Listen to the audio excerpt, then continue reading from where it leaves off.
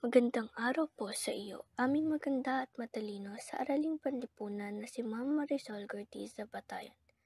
Ngayon po ay tatalakayin sa ulat na ikatlong pangkat ang batas militar o martial law ni dating Pangulong o diktador na si Ferdinand Emmanuel Edralin Marcos Sr. At kasama rin dito ay kaunting pahapyaw sa Proclamation 1081.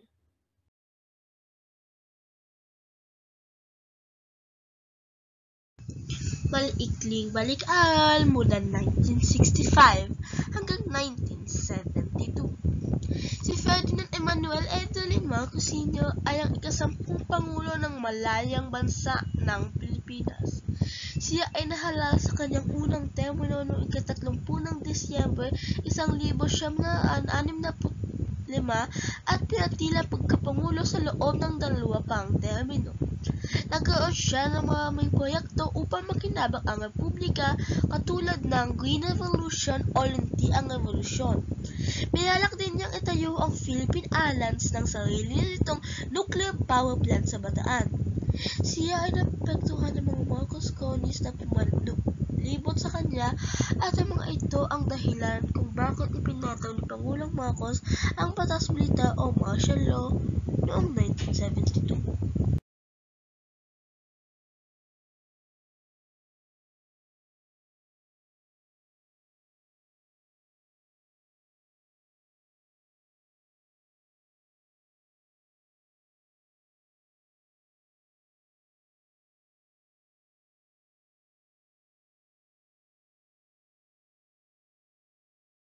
Ang deklarasyon ng Batas Militar sa Pilipinas ni Pangulong Ferdinand E. Marcos noong September 21, 1972 ay nagmarka ng makabuluhang pagbabago sa kasaysayan ng bansa. Ang ulat na ito ay naglalayon na magbigay ng komprehensibong pagsusuri sa mga kaganapan na humantong sa deklarasyon ng Batas Militar, ang epekto ng Batas Militar sa lipunan Pilipino at ang pamanan ng panahong ito sa pampulitikang tanawin ng bansa.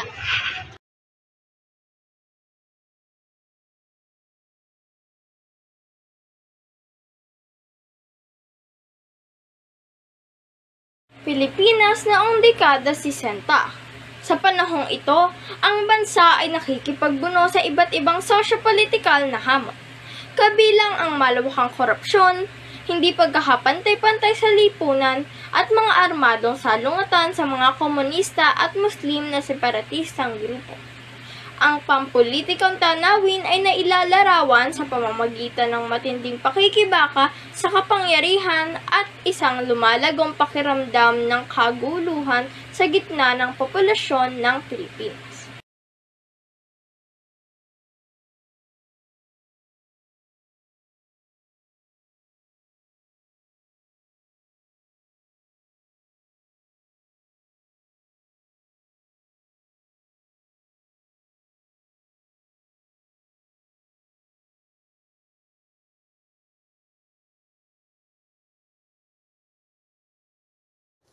Binigyang katiwiran ni Pangulong Marcos ang deklarasyon ng Batas Militar bilang tugon sa lumalalang banta ng Communist insurgency at ang pangangailangang ibalik ang batas at kaayusan sa bansa.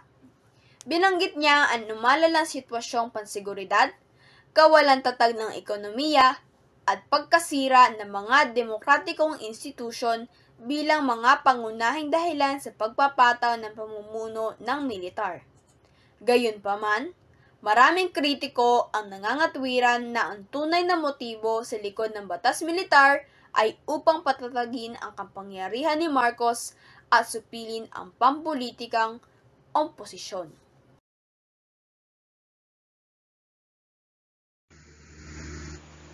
Ang pagpapataw ng batas militar ay may malawak na implikasyon para sa kalayaang sibil at karapatang pantao sa Pilipinas. Ang mga puwersang pansiguridad ng rehimen sa pangunguna ng militar at pulisya ay nagsagawa ng malawakang pag-aresto, censorship sa media at pagsuspinde sa habeas corpus na humahantong sa isang klima ng takot at pananakot. Ang mga kalaban sa politika, aktivista at ordinaryong mamamayan na ituturing na mga banta sa rehimen ay sinailalim sa di makatwirang detensyon, torture at extrajudicial killings.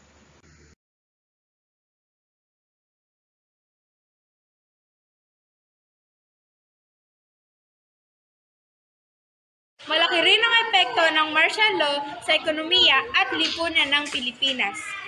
Sa ilalim ng authoritarian na paghahari ni Marcos, napagtupad ang gobyerno ng mga ambisyosong proyektong pang-infrastruktura at mga reforma sa ekonomiya. Ngunit, ang mga hakbangan nito ay nabahiran ng malawakang korupsyon at crony kapitalismo. Ang konsentrasyon ng kayamanan at kapangyarihan sa mga kamay ng ilang piling pamilya ay lalong nagpalala sa hindi pagkakapantay-pantay ng lipunan at nag-marginalize sa mga interes ng marinita sa kanayunan at katutubong komunidad. Sa kabila ng mapanunupin na hakbang na ipinato ng Hemeng Marcos, patuloy na pinaglalaban ng iba't ibang sektor ng lipunang Pilipino ang kanilang mga karapatan. Kabila ang mga estudyante, grupo ng mga lehiyon at mga organisasyon ng lipunang sibil, ang batas militar sa pamamagitan ng hindi mahasapaan katulad ng mga protesta, welga at underground organisasyon. Ang simbahang Katoliko sa partikular ay may mahalagang papel sa pagbibigay ng santuwaryo at suporta sa mga biktima ng mga pang-aabuso sa karapatang pantao at pagsasalita laban sa mga pang-aabuso ng pamahalaan. Epekto ng martial law. Ang pamana ng batas militar ay patuloy na humuhubog sa politika at lipunan ng Pilipinas hanggang ngayon. Ang panahon ng pamumuno ng militar ay nag-iwan ng malalim at pangmatagalang peklat sa kolektibong alala ng sambayanang Pilipino, kung saan maraming pamilya ang naghahanap pa rin ng hustisya para sa mga paglabag sa karapatang pantao na ginawa ng panahong iyon. Ramdam pa rin ang epekto ng Hemeng Marcos sa ekonomiya, pamamahala at panlipunang tela ng bansa, at nagpapatuloy ang proseso ng pagpapagaling at pagkakasundo. Konklusyon. Bilang konklusyon, ang deklarasyon ng batas militar ni Pangulong Ferdinand E. Marcos ay nagkaroon ng malalim at matibay na epekto sa Pilipinas na humubog sa political trajectory at social dynamics ng bansa sa mga darating na dekada. Sa kritikal na pagsusuri ng panahong ito sa kasaysayan ng Pilipinas, nakakakuha tayo ng mahalagang insight sa makomplikado ng authoritarian na pamamahala, ang katatagan ng civil society at ang patuloy na pagkikibaka para sa demokrasya at karapatang pantao.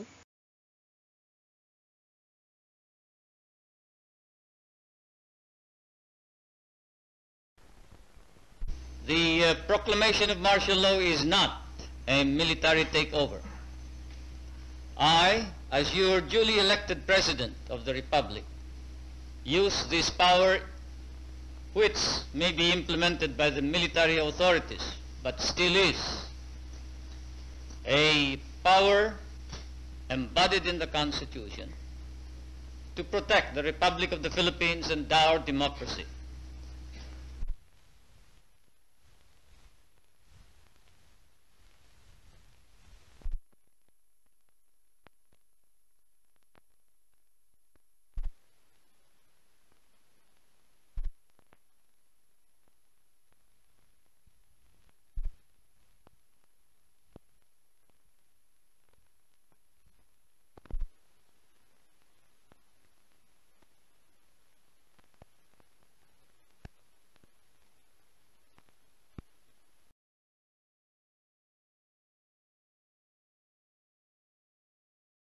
Proclamation 1081. Ang Proclamation 1081 ay ang dokumento naglalaman ng formal na proklamasyon ng batas militar sa Pilipinas ni Pangulong Ferdinand Marcos, gaya ng ipinahayag sa publiko noong 23 ng Setyembre 1972.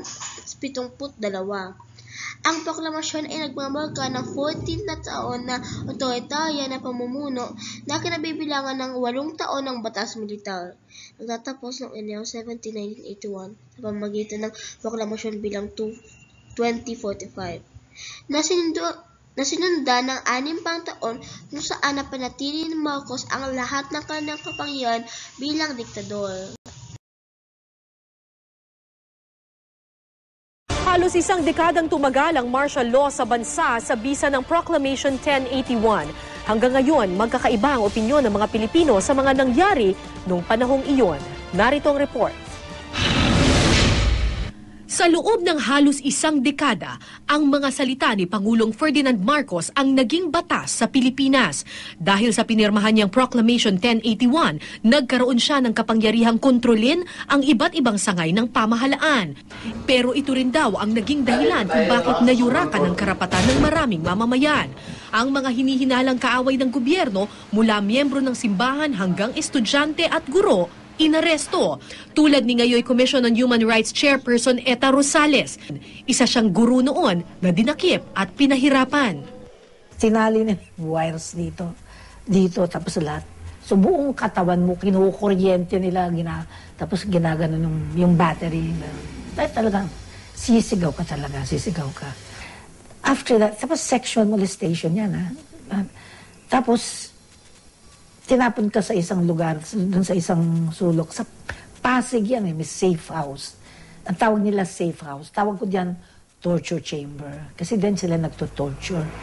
Tapos they would get the songs, patriotic songs, no? Yung ang tutungkol sa pagmamahal sa bayan, tutugtugin nila sa iyo.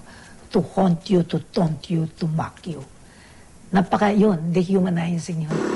Marami ang katulad ni Rosales na dumanas ng hirap dahil sa paninindigan. Pero sa kabila ng madilim na imahe ng panahon ng martial law, may ilan din namang nag-aangat sa rehimeng Marcos.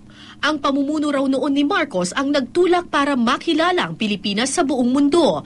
Si Rudy Cuenca, itunuturing ng ilan na Marcos crony o mga kaibigang pinaburan umano ng husto ni Marcos. Pinamunuan niya noon ang Construction and Development Corporation of the Philippines na nagtayo ng iba't ibang infrastruktura, gaya ng North at South Luzon Expressway, ang Nooy Manila International Airport na ngayoy Ninoy Aquino International Airport, at ang San Juanico Bridge, ang pinakamahabang tulay sa bansa na nagdurugtong sa Samar at Leyte. Kapag sinabi po yung pangalang Rudy Cuenca, ang palaging kakabit nun ay yung salitang crony. Specifically, crony ni Marcos. Anong reaksyon niyo po dito? Kayo po ba talaga ay crony ni Marcos? At proud crony ni Marcos? Matagal na akong pinaparatangan niyang pangalang crony. Ang sagot ko naman sa mga tumatawag sa akin nun, kako, crony ako, meron naman kong ginagamit ninyo. O kayo naman, ano nagawa niyo nagagamit ng tao? Ang kanilang mga karanasan, magkasalungat man, parehong makapagbibigay sa atin ng ideya kung ano nga ba ang naranasan ng ating mga kababayan noong umiiral pa ang batas militar. Balikan ang pinagdaanan ng iba't ibang personalidad na lubos na naapektuhan sa pagpapatupad ng proklamasyong sinasabing nagbusal sa bibig ng maraming mamamayan. Ang mga kwento ng martial law sa espesyal na dokumentaryong 1081, tutukan bukas, Sabado, September 2. Halos isang dekadang tumagal ang martial law sa bansa sa bisa ng Proclamation 1081.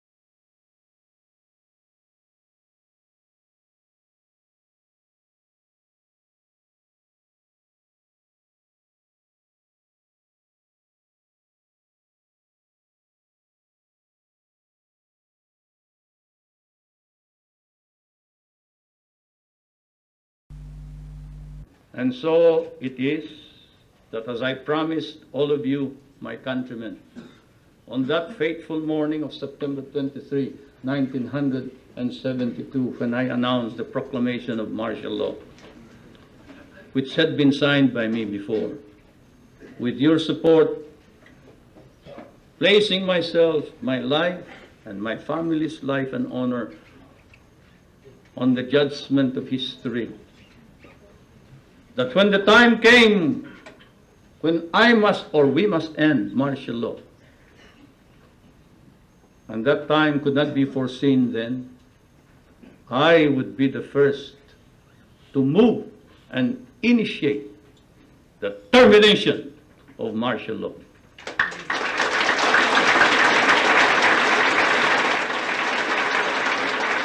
It is after deliberate, sober judgment and soul searching that I come before you and say, it is now time to terminate martial law.